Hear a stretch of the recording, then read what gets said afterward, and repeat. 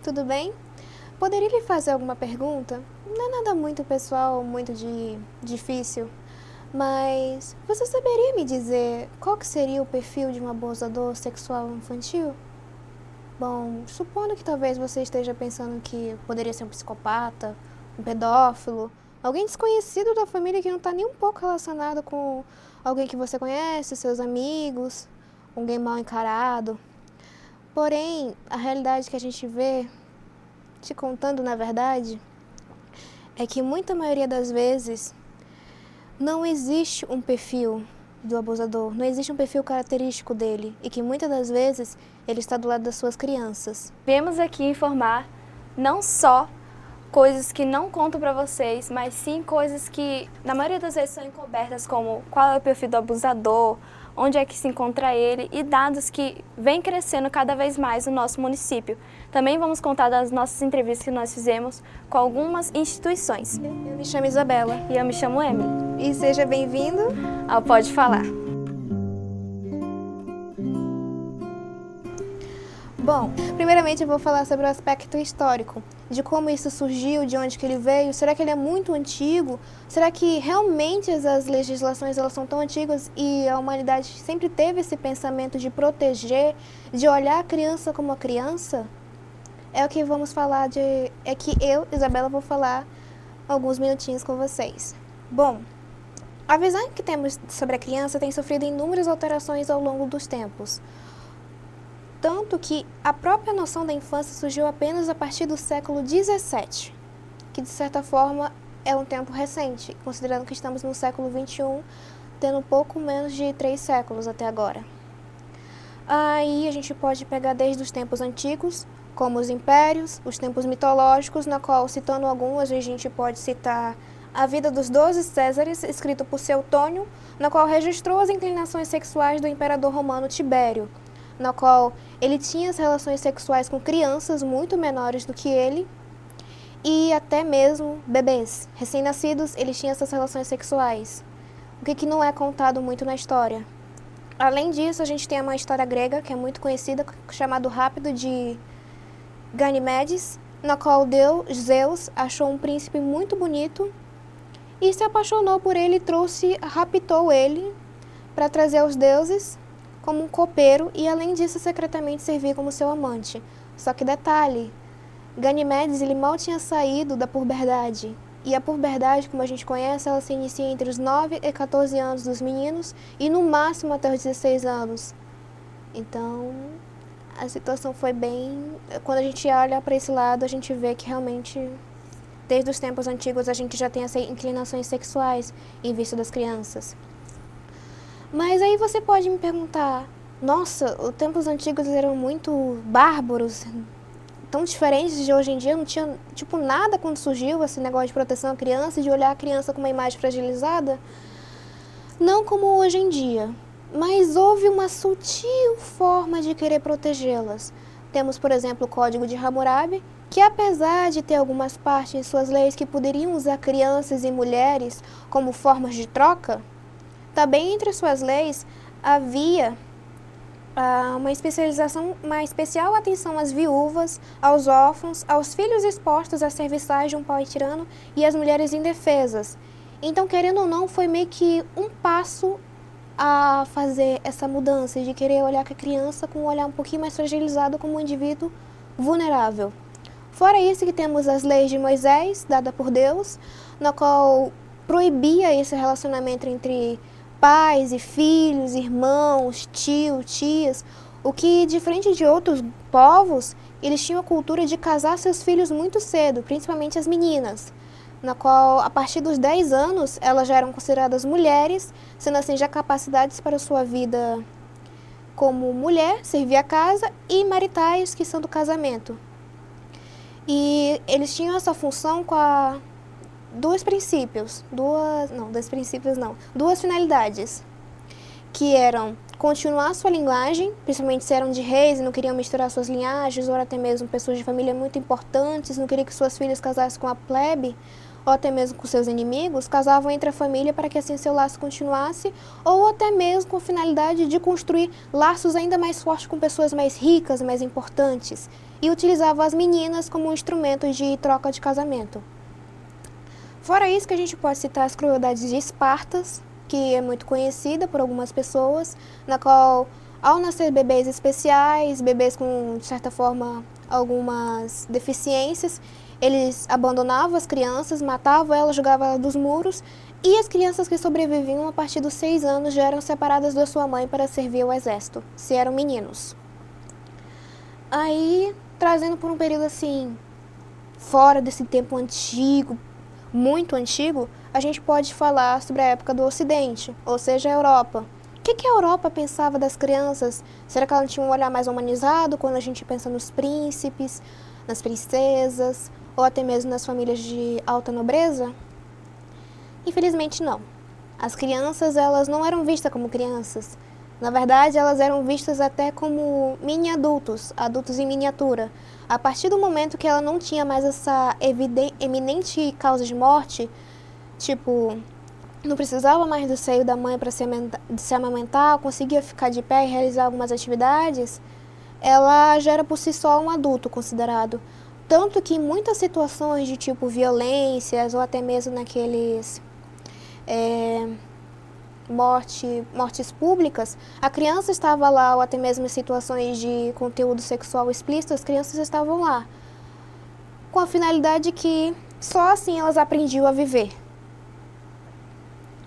E a gente consegue perceber que nesse momento da história, a criança estava suscetível a tudo. Tanto que era fácil de maltratos psicológicos, físicos e até mesmo demasiadamente vulnerável a investidas sexuais por parte de adultos que a cercavam, que uma vez que a noção do sentimento da infância era neutra, ela não tinha validade. Aí a gente também pode citar, nesses casos assim, do porquê que não havia essa neutralidade, são duas coisas, que é a falta de noção do privado, das relações privadas e o público. Não havia isso. Então, o seu vizinho ele podia entrar na sua casa e ali interferir na sua educação dos seus filhos. E muitas vezes essas crianças eram pegas, tiradas muito cedo dos seus pais para ser colocadas em outras famílias mais dignas, para que assim elas recebessem uma educação adequada. Homens, principalmente, para se tornarem homens dignos.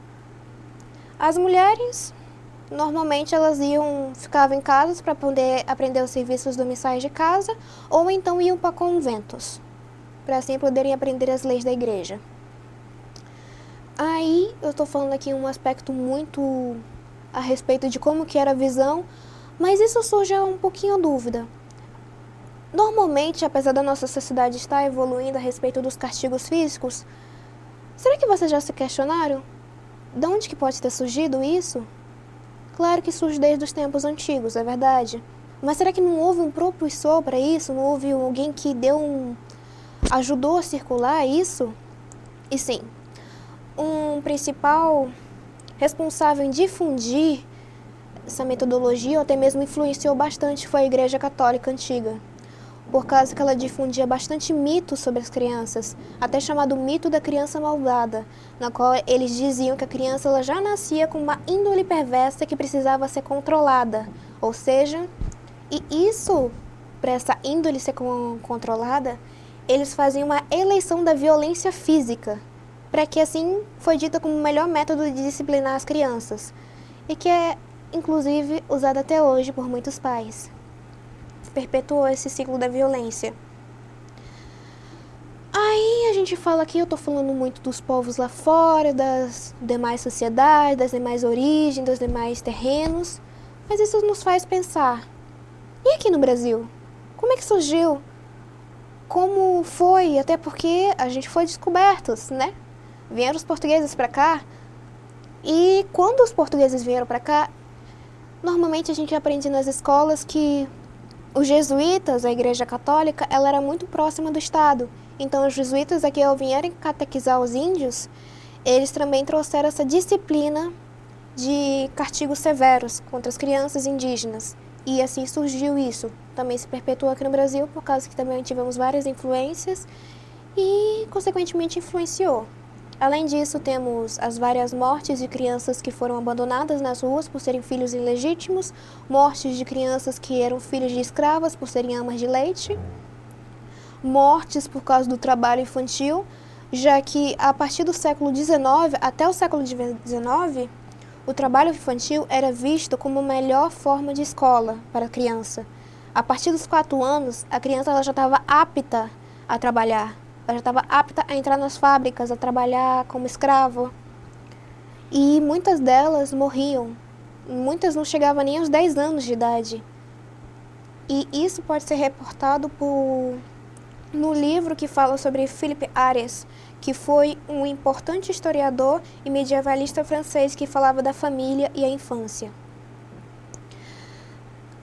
E aí a gente também outra coisa assim que, como eu falei, que foi o abandono de bebês, que eles morriam na rua. A história assim de como surgiu as casas de criação, de instituição, de caridade, é triste, porque isso começou para fazer uma limpeza nas ruas, por causa do cheiro podre, da podridão, por causa que era muito cotidiano e via-se muitos, porque muitas crianças elas morriam de fome, de frio, ou até mesmo eram comidas por porcos e cachorros. E nisso surgiu a roda dos expostos para substituir, para assim fazer uma limpeza nas ruas, que basicamente era um cilindro que ficava dentro das santas casas, que ficava voltado para as pessoas. A mãe ou o pai ou alguém conhecido colocava lá a criança e virava o cilindro e elas ficavam dentro das santas casas. A gente pode até pensar, nossa, mas pelo menos essa criança ela não morria de fome, né? Ela não ficava nas ruas, ela não ficava vulnerável. Cerca de 90% das crianças morriam lá dentro por causa da omissão e a falta de cuidados das pessoas que trabalhavam dentro dessa santa casa. Então, não era um método de salvação, nunca foi. Foi só um método assim, tentando ser mais humanizado e até mais bonito, mas na verdade quando você olhava por baixo dos panos era muito cruel. Além disso, outra coisa que a gente pode ver, que depois veio esses métodos, uma análise mais profunda da criança, que a gente era um ser vulnerável de proteção, só que ela não era vista como um sujeito de direito. Até a data da criação do ECA, ela nunca foi oficializada como um sujeito de direito aqui no Brasil. Sendo após a criação do ECA que ela foi oficialmente vista como sujeito de direito e de proteção integral. Antes disso, ela é tida como um objeto do Estado, um objeto do governo, naquela época. Hoje em dia não é mais, tá? Mas, e no mundo, lá fora, quando que começou a ser vista essa visão da criança ela ser um ser de Estado e como isso se originou no Brasil? Bom, tivemos sendo reconhecida os direitos da criança a partir da Declaração Universal dos Direitos da Criança em 1959. E no Brasil, a partir da criação da Lei do ECA, o Estatuto da Criança e Adolescente, em 1990.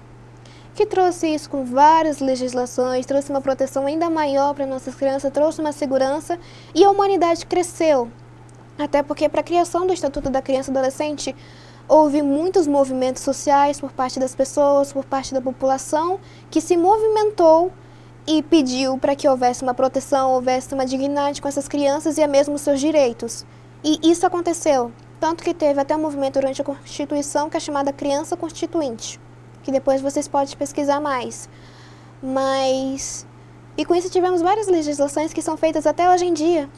Acho que a gente já teve até uma nova esse ano dos direitos da criança, e isso é muito bom, é maravilhoso, isso mostra nossa evolução como humanidade, numa visão diferente do que a gente tinha dos nossos antepassados.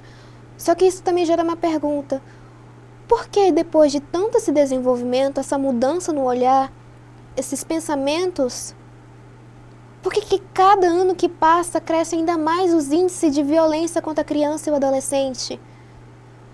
Por que isso ainda continua acontecendo? E a internet, que deveria ser um meio assim de combater, de espalhar, de fazer a população conhecer e quebrar esse tabu do silêncio, só virou um meio, na verdade, de você explorar ainda mais as suas crianças, nossas crianças, de explorar o adolescente da maneira mais frágil e da maneira mais cruel possível. Por que isso ainda continua acontecendo? O que está acontecendo com a nossa sociedade? Por que a gente se cala diante dessas situações? E também eu tenho uma outra pergunta para vocês, um pouquinho mais leve. Vocês conhecem o dia 18 de maio, que é o dia do combate ao abuso e à exploração sexual infantil? Mas sabe por que ele surgiu? De onde que ele veio? Se ele foi um protesto ou não? Bom, ele foi oficialmente criado a partir da Lei 9.970, em 17 de maio de 2000, que foi meio que uma memória de uma garota chamada Araceli Cabreira Sanchez Crespo, uma menina de 8 anos que em 18 de maio de 1973, no estado do Espírito Santo, ela foi sequestrada, foi vítima de diversas violências, tanto sexual, morta, psicológica, por meio de... e várias outras que depois vocês podem pesquisar, e morta. Inclusive foi carbonizada, para assim seu corpo ser mais difícil de ser encontrado e as possíveis provas. Aí tá, mas existem diversos casos assim, né? Por que ela foi especial? Porque os caras até hoje eles não foram punidos, eles foram absorvidos, e isso foi um meio de protesto contra isso que tem acontecendo na nossa sociedade já faz muitos anos, séculos. Bom, agora iremos falar sobre os tipos de violência contra menores púberes. Eu vou estar falando algumas coisas sobre o que é violência física, o que é violência psicológica e vou dar alguns conceitos do que é, né? Então vamos começar falando sobre a violência física, que ela é entendida como uma ação infligida contra a criança e adolescente que venha ofender a sua integridade física ou a sua saúde corporal, não é? E para se caracterizar uma violência física, é necessário que o autor dessa violência tenha intenção de fazer isso, seja fazendo com que ela tenha dor, sofrimento, lesão ou até causar a própria destruição da vítima. É importante dizer que quando uma criança ou adolescente sofre alguma violência física, ela não vai vir somente com a violência física, ela vai sempre andar junto com a violência psicológica, não é mesmo? Então, vou explicar o que é violência psicológica. A violência psicológica ela é compreendida como qualquer conduta ou situação recorrente em que a criança ou adolescente é exposta e que pode comprometer o seu desenvolvimento psíquico e emocional. São eles ato de discriminação, depreciação ou desrespeito em relação à criança ou adolescente, mediante a ameaça, constrangimento, humilhação, manipulação, isolamento, agressão verbal e xingamento, ridicularização, indiferença, exploração ou intimidação sistemática, que seria o bullying. Além disso, tem o ato de alienação parental, que ainda está ligado com a violência psicológica, que é entendido como a interferência na formação psicológica da criança e do adolescente, que ela vem promovida que é induzida, na verdade, por algum genitor, pelos avós, pessoas que estão responsáveis por aquela criança, alguém que tem alguma autoridade. Ou seja, qualquer conduta que exponha uma criança ou adolescente direta ou indiretamente a algum crime violento contra algum membro da sua família ou de rede de apoio, isso acaba tornando ela uma testemunha. Quando a criança presencia alguma coisa muito forte, aquilo você pode até pensar que não vai causar nada, mas sim, aquilo vai causar alguma coisa no psicológico dela. Então ela vai se tornar uma testemunha de algo muito forte e isso vai carregar com ela pela vida inteira. A violência sexual ela é entendida como qualquer conduta que constrange a criança ou adolescente a praticar ou presenciar conjunção carnal ou qualquer outro ato libidinoso, inclusive exposição do corpo em foto ou vídeo por meio eletrônico ou não. Tem os tipos ou formas de abuso sexual, pode se envolver como contato com penetração, que seria o ato sexual em si, né? E sem penetração, que seria a tentativa desse ato. Em relação ao contexto, o abuso sexual pode ser intrafamiliar, extrafamiliar ou institucional. O abuso sexual intrafamiliar é aquele que acontece dentro de casa, que seria com um pai, um padrasto, um tio, um avô, uma avó, né? Qualquer pessoa que seja da família ou que essa criança, esse adolescente considere da família dela. Já o abuso extrafamiliar é qualquer forma de prática de abuso sexual envolvendo a criança e alguém que não faça parte da família. Na maioria dos casos, o agressor ele é conhecido e tem a criança, né? E tem esse acesso à criança, que seria, por exemplo, um vizinho, um religioso, um professor, um médico. Né? Esses casos, eles chegam ao sistema de saúde por via de sistema de emergência, onde a família procura rapidamente o atendimento relatando o abuso. A exploração sexual comercial é o uso da criança ou do adolescente em atividade sexual em troca de alguma compensação. Ele vai usar essa criança para arranjar, né, e usar ela como se fosse um produto. Seja ele sozinho ou por meio de um terceiro, seja ele com outras pessoas envolvidas ou não. Também temos o tráfico de pessoas, que seria transportar essas crianças, digamos, daqui de Porto Velho para o México, onde eles vão usar essas crianças também para exploração sexual, só que tirando de um país para outro ou de uma cidade para outra. Podemos citar como exemplo, se vocês tiverem curiosidade, o filme Som da Liberdade, que ele vai retratar exatamente essas coisas.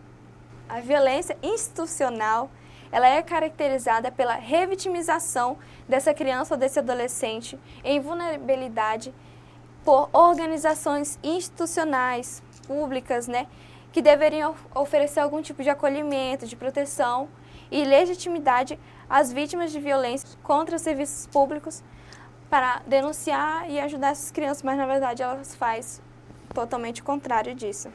Negligência e abandono, eles envolvem a omissão de cuidados básicos e proteção da criança frente a agravos evitáveis e tem como consequência, portanto, o não atendimento de necessidades físicas e emocionais prioritárias. Constitui exemplos de negligência ou abandono, deixar de oferecer à criança ou adolescente alimentação, medicamentos, roupas, educação. Tudo isso envolve a negligência e o abandono e ele se divide em 3 partes.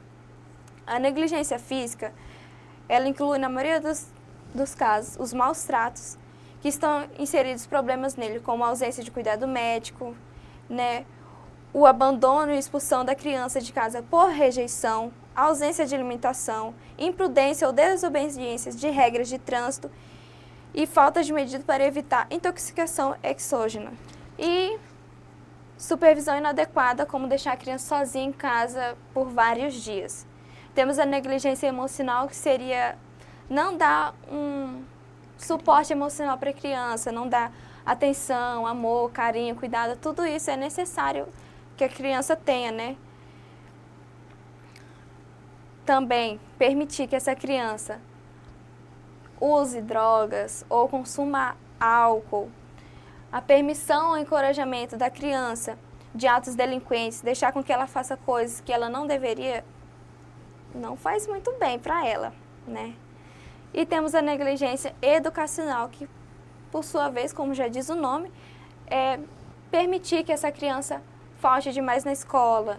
Depois que a escola já avisou que não era para ela faltar, que é para ter mais cuidado, que é para ajudar nas tarefas, tudo isso é negligência educacional e é necessário que vocês incentivem essas crianças a irem para a escola. Um detalhe importante, que é muito... só um detalhe importante na fala dela, seria dessa negligência educacional.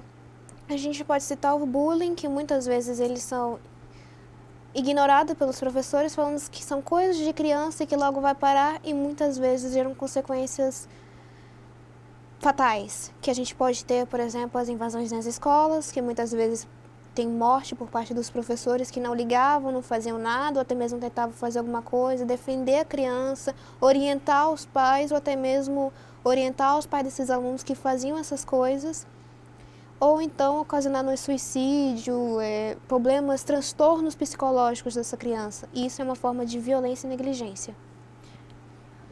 Pegando um gancho, teve um caso recente de um garoto em que os amigos dele, né, acabaram fazendo uma brincadeira em que eles pularam nas costas desse garoto que era um adolescente.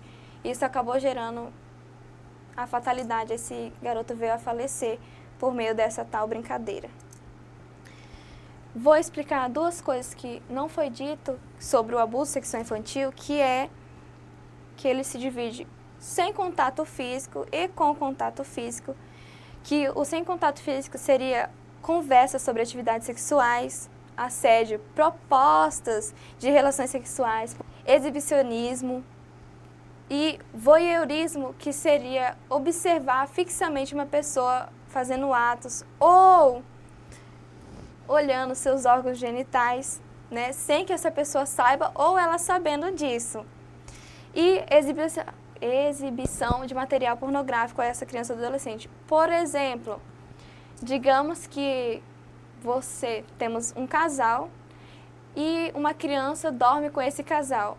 Se, por exemplo, esse casal tem relações sexuais com a criança na mesma cama que eles, isso é sim abuso sexual sem contato físico. Então, se forem fazer isso, por favor, tirem a criança do quarto de vocês. Vocês estão abusando delas mesmo sem ter tocado nelas.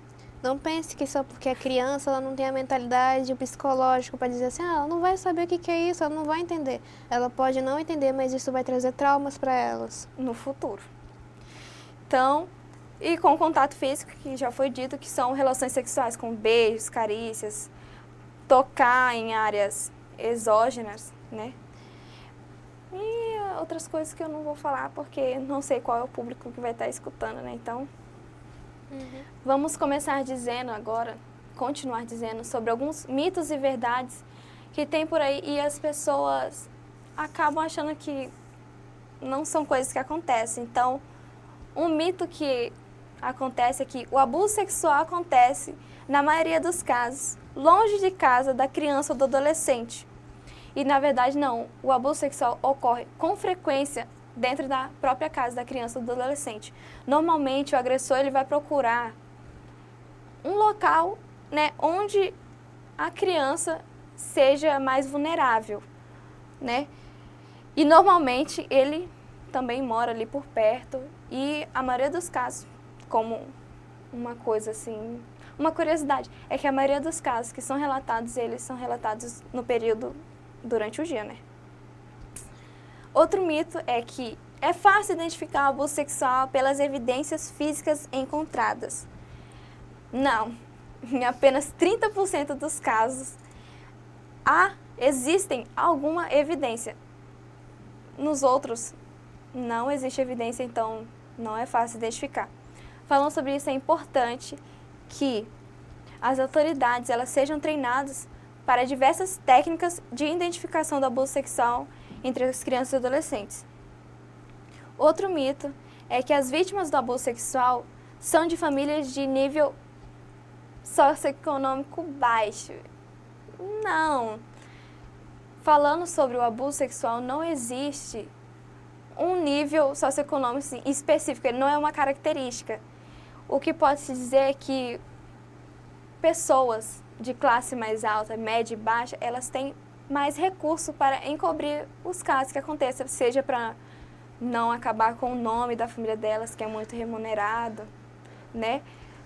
Os de classe baixa, eles não vão ter esse negócio para poder encobrir.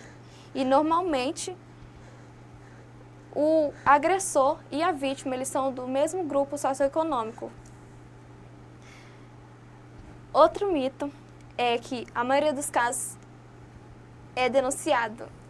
E a estimativa é que a maioria dos casos não é denunciado, seja porque, por exemplo, se for um caso dentro da família, a vítima ela não vai querer contar sobre aquilo porque, de repente, é o padrasto, o marido da mãe dela, ela vai querer contar e estragar a relação dos dois, ela não vai querer contar. Então, muitas das vezes, esses casos eles não vão para a polícia.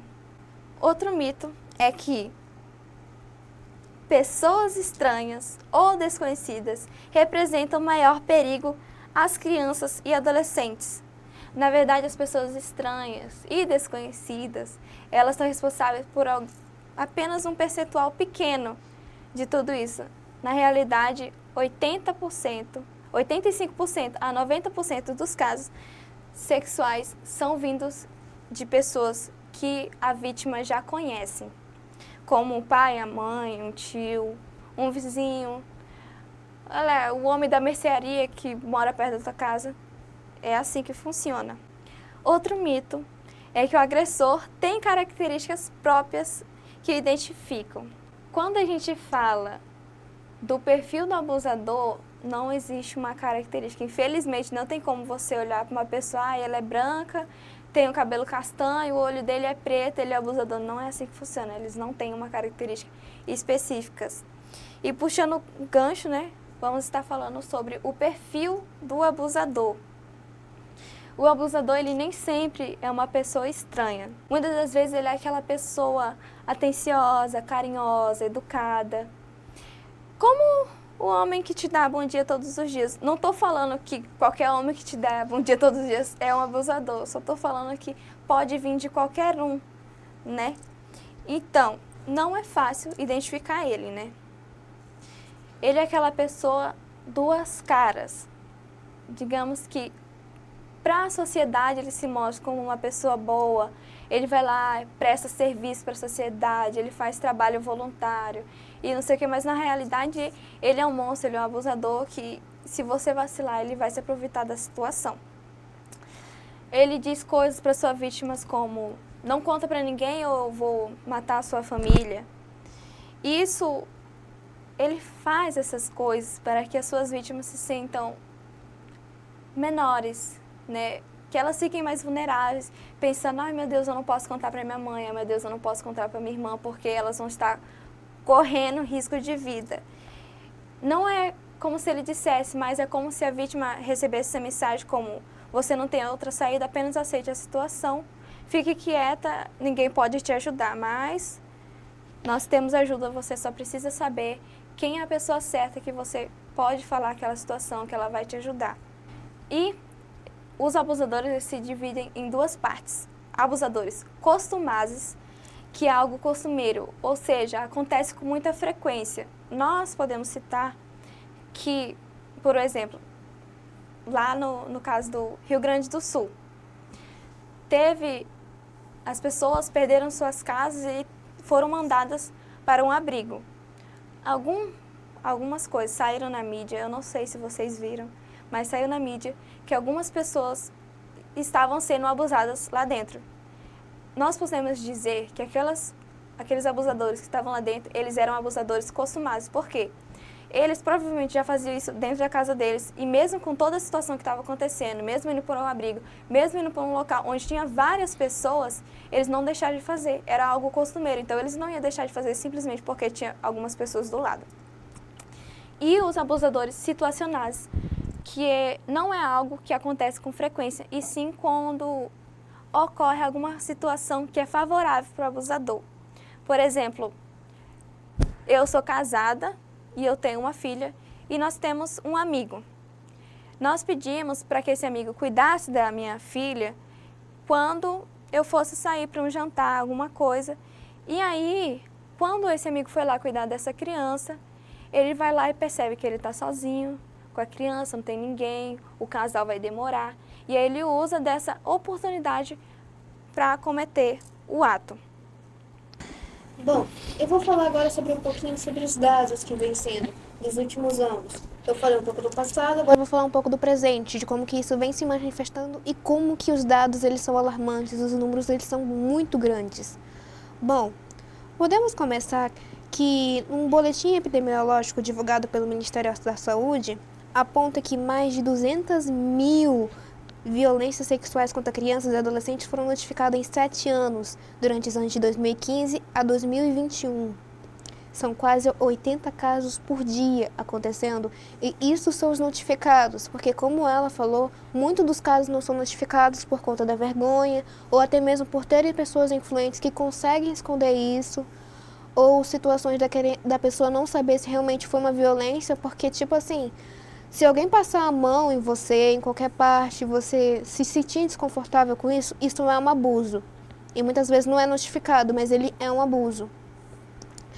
E além disso, podemos falar aqui que segundo o documento, no qual eu acabei de falar, divulgado no Dia Nacional do Combate ao Abuso e à Exploração Sexual de Crianças e Adolescentes, 41,2% dos casos de violência foram contra as crianças, ou seja, recém-nascidas até os 9 anos.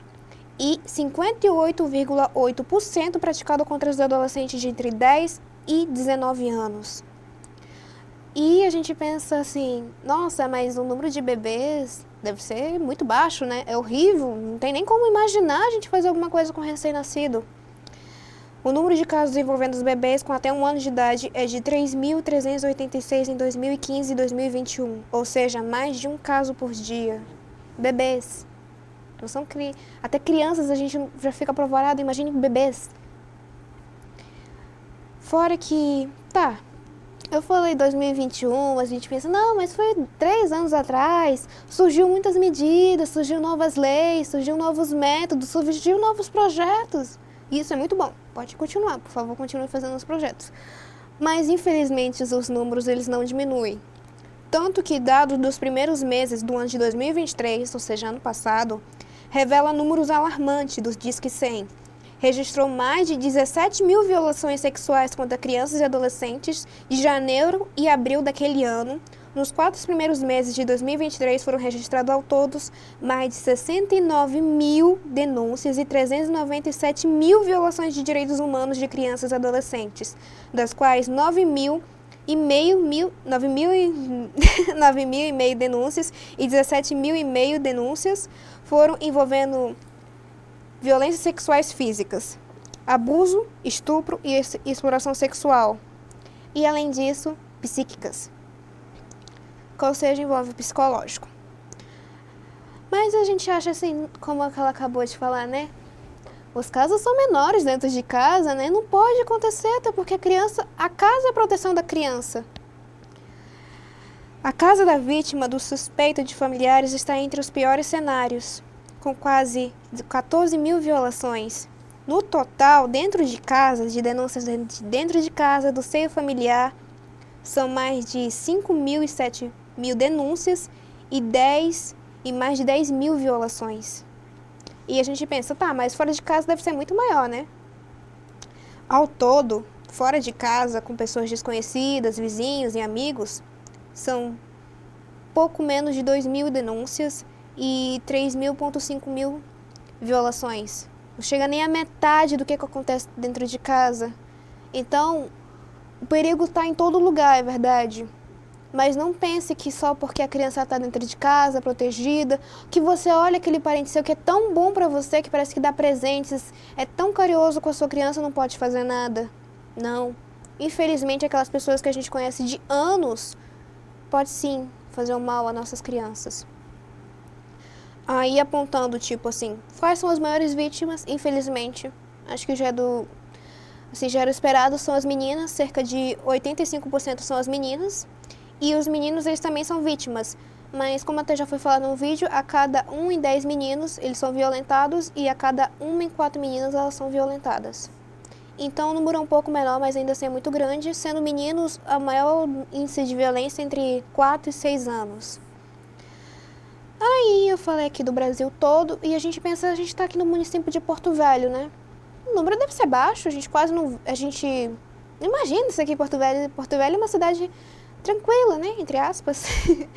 Mas, segundo dados que a gente pegou numa entrevista que a gente fez com a Semusa, e ela forneceu esses dados pra gente, no total, durante o ano de 2023, ano passado, entre que envolve violência física, violência sexual, estupro, exploração sexual, violência psicológica ou moral, a negligência ou abandono são mais de 444 casos, aqui em Porto Velho, município de Porto Velho. E nos anos anteriores, 358 total, de tudo isso. 358 em 2022, 255 em 2021 e o pior ano foi em 2019 com 480. O que somando em tudo isso, a gente vê que alguns anos eles sofrem uma queda, mas depois tem picos que literalmente ano passado foi um pico muito grande. E por quê? O que está acontecendo? E isso são os casos que são revelados. E os casos que não são revelados, é isso que a gente fica preocupado. Aí, a gente vai falar um pouquinho agora sobre as entrevistas que a gente fez, que eu acabei de falar que a gente fez uma entrevista com a Semusa, eu e meu grupo de projetos de extensão. A gente descobriu que existe uma diferença entre a notificação e a denúncia.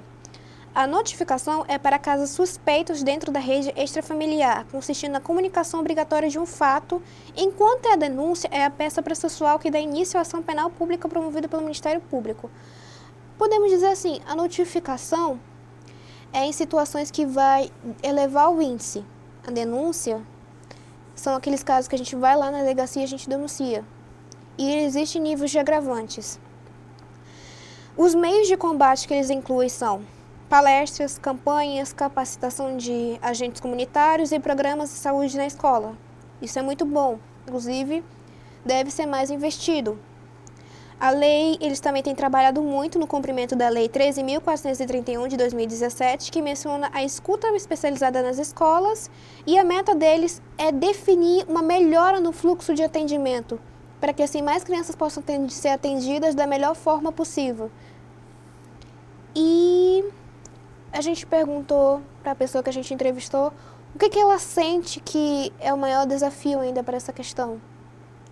É o fato do conhecimento adequado, o fato de faltar um conhecimento adequado da população e o tabu que é na sociedade sobre a violência contra crianças. Bom, agora eu irei estar falando sobre a entrevista que nós fizemos na maternidade Mãe Esperança daqui de Porto Velho. E uma das perguntas que nós fizemos a ela é com que frequência aparecem as vítimas de abuso sexual. Ela nos disse que a maternidade é uma porta aberta e que normalmente, por não ser assim uma coisa que se pode prever, as vítimas aparecem lá a qualquer momento. E a média que eles têm, mais ou menos, quando está normal, né, é de 10 garotas no mês. Porém, quando nós fomos lá, foi no mês de março, ela disse que foi um mês que teve uma bastante alta e elas estiveram atendendo naquele mês. Talvez tenha aumentado depois que a gente foi embora de lá, mas foram uma média de 20 garotas no mês. Ela falou que tinha dia que ela atendia 5 garotas no mesmo dia. Mas, graças a Deus, eu não sei se é algo assim que a gente possa realmente agradecer, porque ainda tem alguns casos, em alguns meses, dá uma baixada e temos tipo, umas 5, 3 garotas no mês. Uma coisa que faz com que agrave esses casos são eventos como o carnaval, festas nos fins de semana. Ela diz que normalmente quando tem alguma festa no fim de semana, com certeza vai aparecer alguma garota vítima de estupro na segunda-feira. Nós podemos dizer que lá também aparecem garotos, mas só aparecem garotas quando acontece o caso e aí elas vão lá e... Não, existe a violência crônica, que é quando a criança ela foi abusada na sua infância e aí conforme ela vai se desenvolvendo na sua adolescência, de repente apareceu uma palestra na escola dela e ela entendeu que aquilo que ela passou foi uma violência, aí sim ela vai lá, conta para uma pessoa confiável, da confiança dela, e aí a mãe dela vai levar ela para a maternidade, onde eles vão fazer o atendimento dessa criança para ver o que está acontecendo. Se por um acaso você sofreu de alguma forma esse tipo de abuso, você não sabe aonde ir, eu vou estar falando os lugares, porque as instituições são divididas por idades, então se você estiver dentro dessa faixa etária, é para lá que você deve ir. Crianças, meninas, vamos especificar, meninas de 11 anos, 11 meses e 29 dias, elas são atendidas no Hospital Cosme Damião. Meninas de 12 anos até a sua idade adulta, elas são atendidas na maternidade, que inclusive é onde tem mais demandas. E meninos e homens, eles são atendidos nas UPAs. Um detalhe importante dizer, é que eu acho que algumas pessoas não devem saber, é que a maternidade é o único local daqui de Porto Velho que tem credenciamento legalizado para a realização do aborto. E eles não fazem isso de uma forma assim, a mulher chegou lá e disse que, eu tô grávida, eu quero abortar. Não é assim. Para não correr riscos de eles abortarem uma criança que não é fruto de violência sexual, quando essa mulher chega lá, dizer que está grávida, que ela sofreu uma violência, eles vão perguntar qual foi o dia que essa violência ocorreu. Através disso, eles vão fazer um exame, né, uma ultrassom para ver quantas semanas de gestação essa garota tem, para poder calcular com a data que ela disse que ela foi abusada. Se a data gestacional dela bater com a data da violência, aí sim ela vai, né, realizar o procedimento de aborto. Outra coisa é que lá na maternidade eles já são preparados para receber essas vítimas, né? Eles já têm um certo preparo para caso essa vítima apareça por lá. Porém, eles não têm atendimento 24 horas por dia, pelo menos com a equipe do psicossocial, porque eles só ficam lá até as 8 da noite, às 20 horas. Depois desse horário, quem fica responsável para atender de repente se aparecer alguma vítima, após esse horário, são a equipe médica, os enfermeiros, que eles vão estar atendendo essas garotas. Quando aparecem essas garotas, ela é enviada para a equipe do psicossocial, juntamente onde tem psicólogos e o restante da equipe responsável, onde eles vão fazer uma escuta. O que seria? Eles vão colher informações para ver em que eles podem ajudar essa vítima. Por exemplo, se eles encontraram algum dano além do que ela já sofreu, por exemplo, ela teve um corte profundo ou quebrou alguma coisa, essa vítima ela vai ser encaminhada para o Hospital João Paulo. E lá eles vão dar seguimento ao atendimento dela. Outra coisa, né? Se, por um acaso, aparecer adolescentes lá, eles precisam de um responsável legal. Se eles aparecerem lá sem um responsável legal, vai ser acionado o conselho tutelar para que possa continuar o atendimento deles.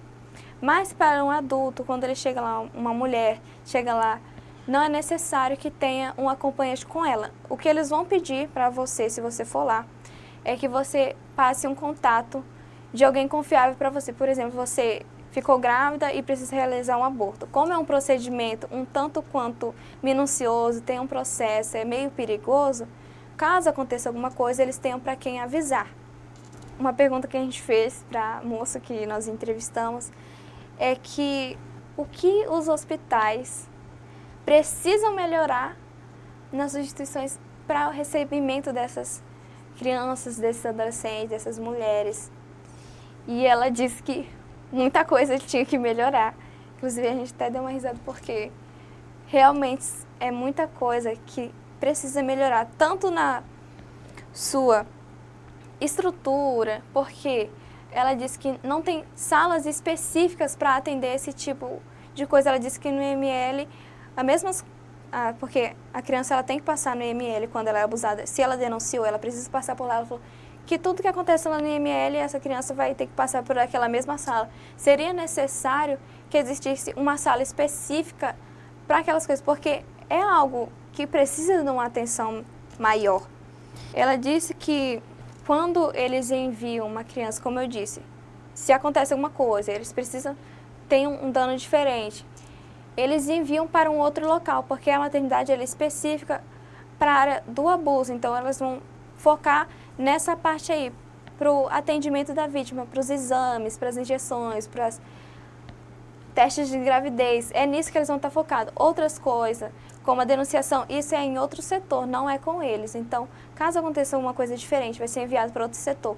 Quando acontece esse envio, a maternidade ela precisava que houvesse um feedback para saber se aquela criança, se enviou para o psicólogo, se chegou aquele psicólogo, se foi para o conselho tutelar, se aquela pessoa está sendo realmente tutelada, se está tendo aquela observação, aquela preocupação para saber. Eles precisam saber disso. Então, seria necessário todas essas coisas para um melhor atendimento dessas vítimas.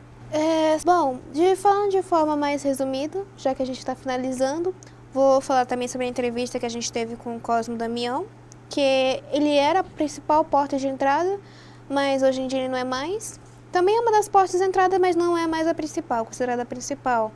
Dentro dele a gente entrevistou lá e foi informado que há uma alta demanda de casos de abuso sexual infantil. Dentro dessas suspeitas de caso, eles vão realizar investigações que são, não investigação, mas eles vão realizar uma avaliação com suspeitos ali, que vai ser chamada de anêmese. Vão assegurar um tratamento inicial e encaminhamento adequado para essa criança.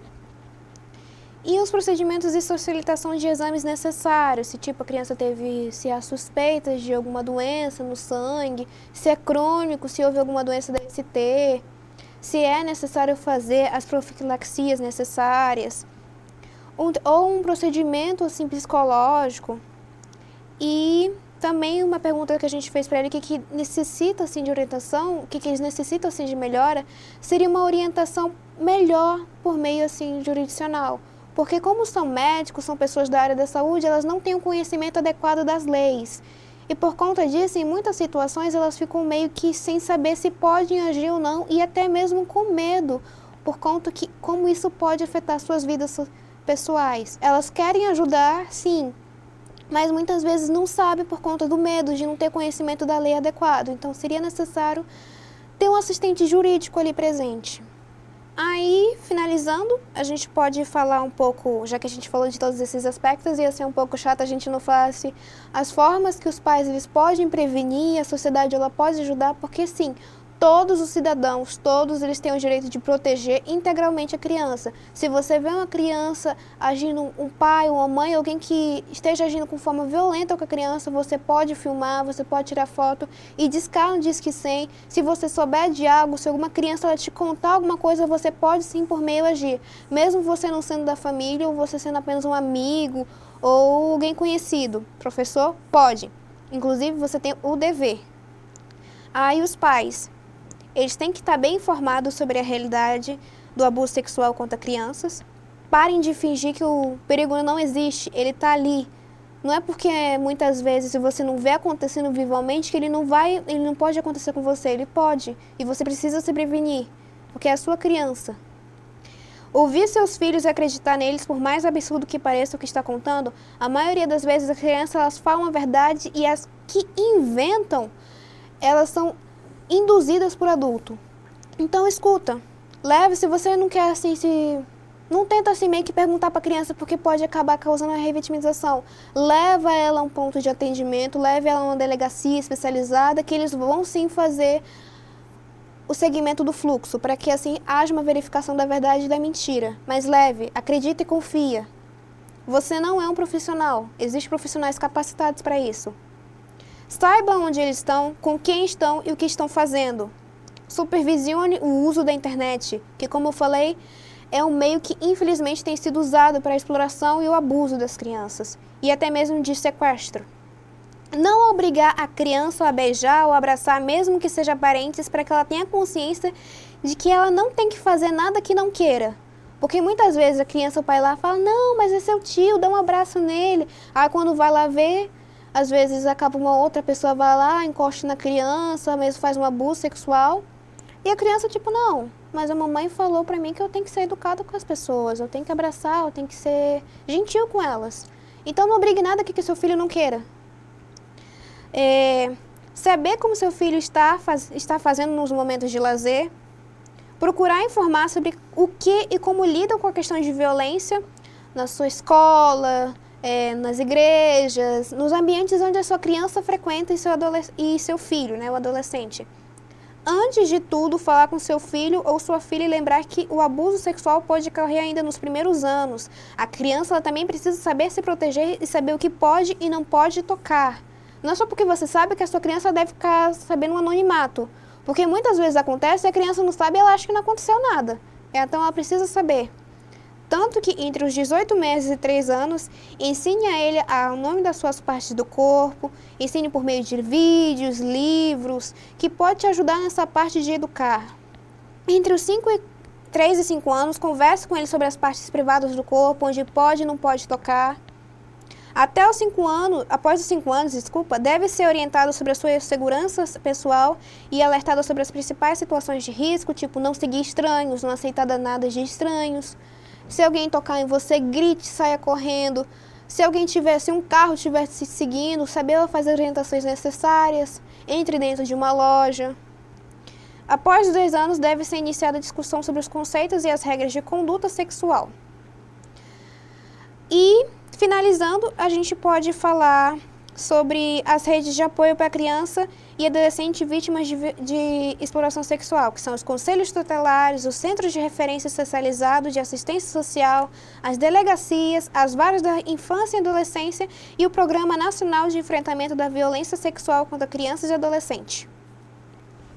Então, os assuntos de hoje foram esses. Eu espero que vocês tenham gostado e que tenham adquirido novos conhecimentos, que isso venha ter agregado à vida de vocês. Peço que vocês não esqueçam de seguir nossas redes sociais do Instagram, que é Todos Contra o Abuso, _PVH, e o nosso canal do YouTube. Muito obrigada por estarem nos ouvindo e aprendendo novas coisas. Espero vocês no próximo Pode Falar.